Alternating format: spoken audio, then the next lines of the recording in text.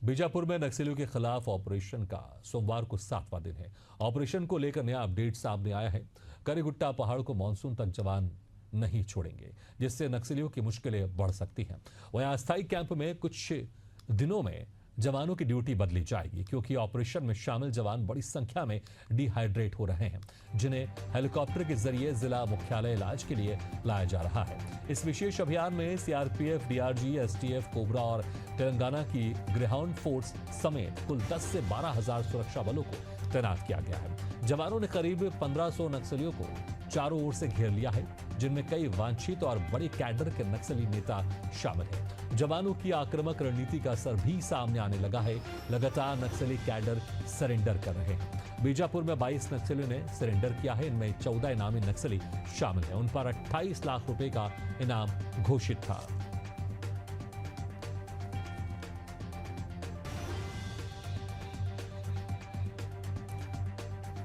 इस खबर पर और ज्यादा जानकारी के लिए सीधे चलते हैं हमारे संवाददाता प्रशांत गजबी के पास से।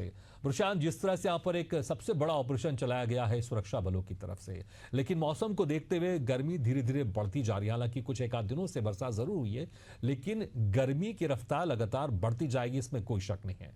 और जवानों की डिहाइड्रेशन की प्रॉब्लम यहां पर होनी ही है।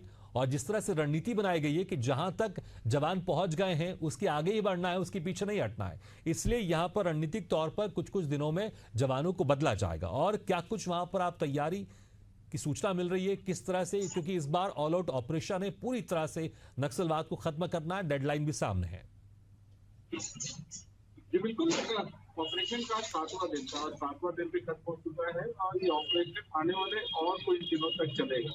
और चलने के बाद जब वहां पर है पूरी पहाड़ी को जब कैप्चर कर लेंगे तो उसके बाद वहां पर एक कैंप तैयार किया जाएगा अस्थायी रूप से, और वहां पर मानसून तक जवानों के रुकने की पूरी व्यवस्था की जाएगी। हालांकि जिस तरीके से हालात है, गर्मी जिस तरीके से पड़ रही है, लगातार जवान जो डिहाइड्रेट हो रहे हैं, तो उनको देखते हुए जवानों की जो शिफ्ट होगी, जो ड्यूटी होगी, कुछ कुछ दिनों में बदलने की बात की जा रही है। साथ ही साथ जिस तरीके से ये ऑपरेशन चल रहा है और नक्सली वहां पर अभी भी पहाड़ के ऊपर मूवमेंट हो रही है, इस तरीके की सूचना आ रही है। हालांकि जो बड़े नाम है नक्सलियों के, जैसे हिड़मा है, देवा है, इस तरीके के जो बड़े नाम है, वो नक्सली वहां से भाग निकले हैं, इस तरीके की खबर आ रही है। हालांकि इस बात की कोई आधिकारिक पुष्टि अभी नहीं हुई है, लेकिन जो पुलिस सूत्रों से हमारी बात हुई है, उनका कहना है कि बड़े नक्सली लीडरों को इन 7 दिनों में जो छोटे कैडर थे उन्होंने भगा दिया है। अंधेरे का फायदा उठाकर वो नक्सली भाग गए हैं, लेकिन कुछ नक्सली अभी भी मौजूद है, जवानों को गुमराह करने के लिए वहां पर मौजूद है, ताकि वो बड़े नेताओं के पीछे जवान जो है ना पहुंचे, और लगातार रुक रुक कर कुछ कुछ देर में वो फायरिंग कर रहे हैं, ताकि जवानों को ये लगे कि ऊपर नक्सली अभी भी मौजूद है। लेकिन नक्सली कुछ भागने की खबर जरूर है, लेकिन जो नक्सली मौजूद है उनको पकड़ने के लिए और उनका एनकाउंटर करने के लिए ऑपरेशन को लगातार जारी रखा जाएगा। और जारी इसलिए भी रखा जाएगा क्योंकि उस पूरी पहाड़ को कैप्चर करना बहुत जरूरी है।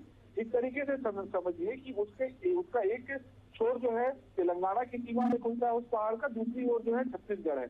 ऐसे में उस पहाड़ को कैप्चर करना मतलब 2 राज्यों के बीच नक्सलवाद को लेकर जो समस्या है उसको पूरी तरीके से जो है खत्म करना होगा। हालांकि बंदूकधारी जो नक्सली हैं वो धीरे धीरे करके पलायन जरूर कर रहे हैं, बस्तर के जंगलों को छोड़ रहे हैं, अबुझमाड़ के जंगलों को छोड़ रहे हैं, जो कुछ बचे हुए हैं वो आत्मसमर्पण भी कर रहे हैं। जिस तरीके से आज 24 नक्सलियों ने आत्मसमर्पण किया, जिसमें से 14 नक्सली जो इनामी थे, तो कहा जा सकता है कि बिल्कुल बिल्कुल आत्मसमर्पण एक तरफ किया जा रहा है, दूसरी तरफ ऑपरेशन भी चलाया जा रहा है। दोनों रास्ते यहाँ पर सरकार ने रखे हैं, दोनों ऑप्शन रखे हैं कि अगर जो आत्मसमर्पण करना चाहता है उनके लिए दरवाजे खुले, लेकिन जो बंदूक के जरिए जवाब देना चाहता है, बातचीत करना चाहता है, तो फिर उनसे जवाब बंदूक के जरिए की जाएगी। बहुत बहुत शुक्रिया प्रशांत इस तमाम जानकारी के लिए।